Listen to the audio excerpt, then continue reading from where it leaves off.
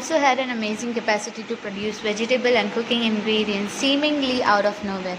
In the middle of a desolated landscape with no shops visible for miles around, he would miraculously conjure up to something delicious dish made with fresh vegetables within an hour of arriving at the zinc sheet shelter at the new workplace. Mahendra would be up early in the morning and leave for work after breakfast, carrying some prepared food with him. Meanwhile, Ishwaran would tidy up the shed, wash the clothes, and have leisurely bath, pouring several buckets of water over his head, muttering a prayer all the while. It would be lunchtime by then.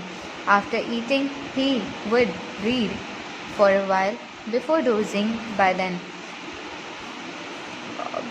off.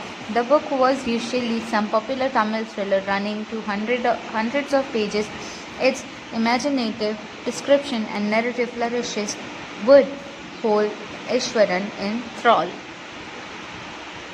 Then, his own descriptions were greatly influenced by the Tamil authors that he read.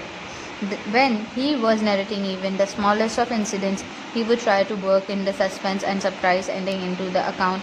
For example, instead of saying that he had come across an uprooted tree on the highway, he would say, with eyebrows suitably arched and hands held out in the dramatic gesture, the road was deserted and I was all alone. Suddenly I spotted something that looked like an enormous bushy beast lying sprawled across the road.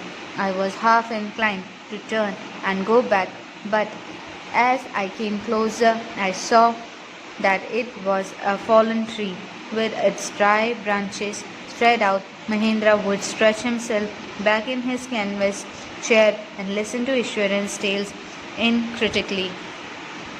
यहाँ पर ईश्वरन के बारे में बताया जा रहा है। ईश्वरन जो थे वो उनमें बहुत खासियत थी, वो कहीं पर भी सब्जियां उगा लेते थे और कम सामानों में भी अच्छे से अच्छी डिशेस बनाकर महेंद्र को खिलाते थे। वो कम से कम चीज़ों में भी अपना गुजारा करना जानते थे। महेंद्र सुबह जल्दी उठकर चले जाते और साथ में ईश्वरन के हाथों बनाया हुआ खाना अपने लेकर जाते अपने साथ। तब ईश्वरन पूरे घर की और शेड की सफाई करता और फिर कुछ बकेट लेकर नहाता और कपड़े धोता और फिर नहाता।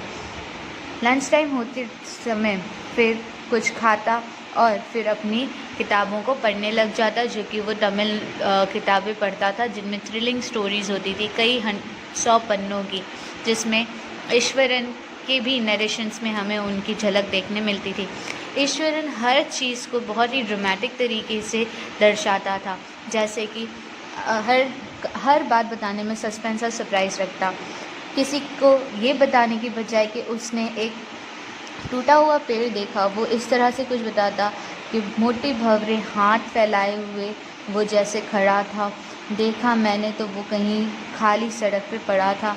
इस तरह के किस्से बनाते हुए वो उसे बताते कि वो एक बीस्ट की तरह दिख रहा था, यानी कि बड़े से दानव की तरह दिख रहा था, और तब मैंने देखा तो वो कुछ और नहीं बल्कि एक टूटा हुआ पेड़ था। इस तरह के किस्से महेंद्र आराम से रात को बैठ के ईश्वरन द्वारा सुनते और उसकी बातों को एंजॉय करते।